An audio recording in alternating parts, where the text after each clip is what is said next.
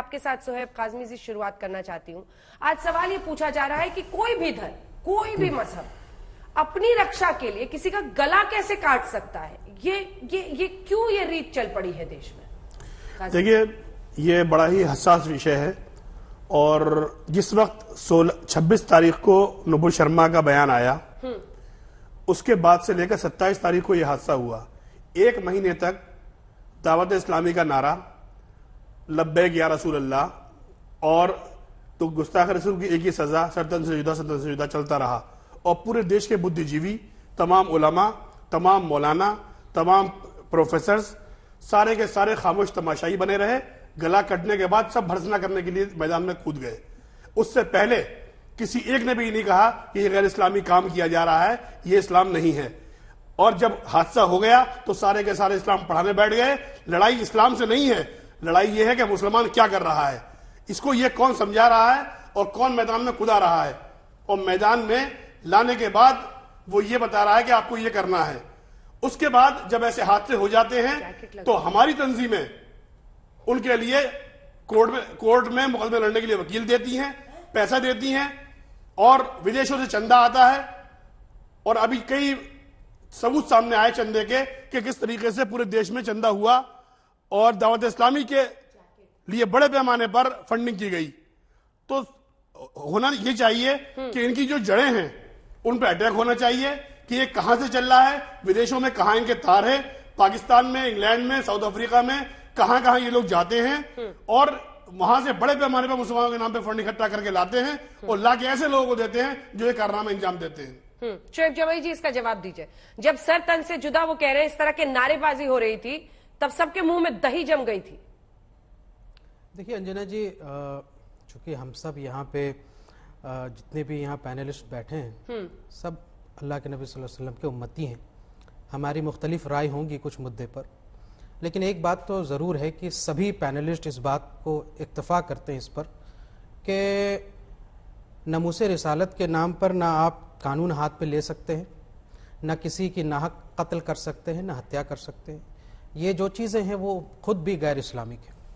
रही बात पूरे इस घटनाक्रम की, देखिए जब ये नुपुर शर्मा का मामला आया तो ये बात ज़रूर हमारे दिल में थी कि आज जो कुछ भी तौहीन रिसालत हुई है, तो अगर हुजूर ने कल हौज़ कौसर के सामने पूछ लिया कि जब ये कुछ हो रहा था तो तुम्हारे पास कुछ था तो तुमने क्या किया, तो ठीक है हमने आवाज़ उठाई कि उसकी गिरफ्तारी हो, कानूनी तौर पर कार्रवाई हो, लेकिन हमने या किसी ने टोन बदल गया आपका, लेकिन किसी ने लेकिन आपने गर्दन कटवाई थी फिर क्या होगा? नहीं आप जब बोल रहे थे तो मैंने कुछ नहीं बोला। मेरा तो आपसे कोई इख्तिलाफ ही नहीं है। आपने जो कहा उसका मैं रिस्पेक्ट करता हूँ, सम्मान करता हूँ। नहीं, जवाब दीजिए ना, रिस्पेक्ट तो घर में रखिए। जी बिल्कुल, जवाब दीजिए। लेकिन ये बहुत सीरियस इशू। शोएब जमाई जी, पिछली बहस में आप ही थे और सोहेब काज़मी साहब थे। उस दिन आप जिस नाटकीय अंदाज में चीख चीख के कह रहे थे, बर्दाश्त नहीं करेंगे, हमारे नबी के खिलाफ कुछ बोल दिया। अरे बर्दाश्त नहीं करेंगे तो क्या करेंगे? क्यों उकसा रहे थे लोगों को? नहीं, जवाब दीजिए। आप सुनिए, क्या सुप्रीम कोर्ट आज आपका टोन गिर गया क्योंकि एक डे लाइट बिहेडिंग हुई देश में? पूरे देश ने देख लिया कि ये जो नफरत आप फैला रहे थे वो कहां पर पहुंचा है। ऐसा है, क्या बात कर रहे हैं सर? टोन और टेनोर की बात नहीं है, बिल्कुल है। ये बात है देश के माहौल की। जब सुप्रीम कोर्ट ने ये नुपुर शर्मा को कहा कि भाई आपकी वजह से जो है देश भर में घटनाएं हो रही हैं, उदयपुर की घटना के लिए नुपुर शर्मा का केस जिम्मेदार, कोई ऑर्डर नहीं है, वो टिप्पणी है। वो टिप्पणी थी, तो क्या जस्टिस पादरी वाला और जस्टिस कांत का विजडम नहीं है?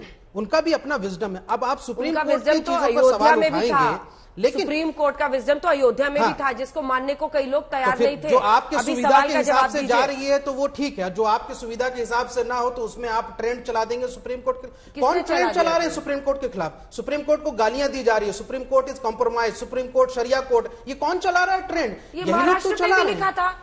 महाराष्ट्र में भी कांग्रेस पार्टी से लेकर कई लोगों ने लिखा। अब सवाल ये उठता है कि देखिए ना, हम में से किसी ने भी कानून हाथ में लेने के लिए, लेकिन आज जो तार जो जुड़े, ठीक है आपके सवाल का ही जवाब दे रहा हूं। महीने हमारी तंजीमें क्या कर रही थी जो ये नौजवान, इसका जवाब दीजिए। बाहर आने के बाद में 2 हादसे बड़े बड़े हो गए और जिन्हें कितने हादसे होने की तैयारी में है।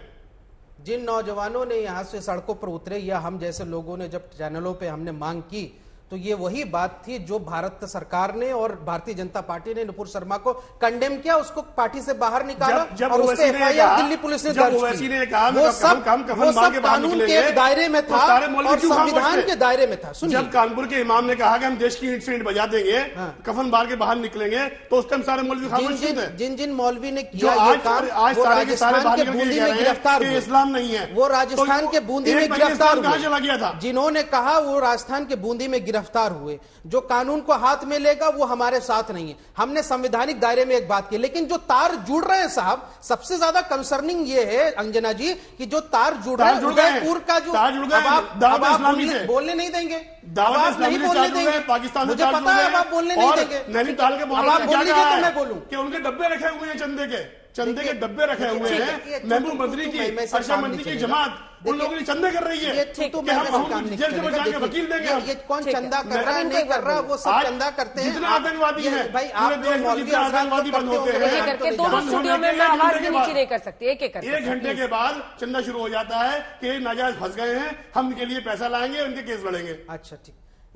इनका टारगेट जो है जमीयत उलमा हिंद और तमाम लोगों से कि ये तंजीमें जमा करती। भाई आप खुद दारुल उलूम देवबंद से पढ़े हैं, आप खुद कासमी हैं, आप खुद उलमा में मैं आपको शुमार करता हूं और ये भी रिस्पेक्ट करता हूं कि आप काम नहीं कर रहा है, जो कर रहे होंगे। आपने उलमा की बात की, मैं एक बात कहता हूं कि ये जो तार आपने, ये सारी बातें आपने कही, क्या उदयपुर का जो हत्यारा था, जो ये रियाज, ये भारतीय जनता पार्टी माइनॉरिटी मोर्चा के कार्यक्रमों में शामिल नहीं हो रहा था? ये गुलाब चंद कटारिया जी के साथ क्या कर रहा था? अगर 2013 से आपका इल्जाम है, मीडिया का इल्जाम है कि 2013 से जो है ये नेपाल जा रहे थे, ये दावत इस्लामी से जुड़े हुए थे पाकिस्तान से, तो इस दौरान में जो 2019, 17, 18, 19 में कई बीजेपी के कार्यक्रम में ये शामिल हुए। और अभी जो जम्मू रीजन में जो आतंकवादी लश्कर तोयबा का जो गिरफ्तार हुआ, वो बीजेपी जम्मू आईटी माइनॉरिटी मोर्चा का यहाँ से जवाब सुन लीजिए, जम्मू बीजेपी आईटी सेल का माइनॉरिटी मोर्चा का जो वो मंडल अध्यक्ष है साहब, उसके यहां से सारे चीजें जो तार, तो ये जो इन हथियारे, इन आतंकवादियों, इनके तार जो है, ये देखिए बीजेपी का कार्यकर्ता बीजेपी के कार्यक्रम में,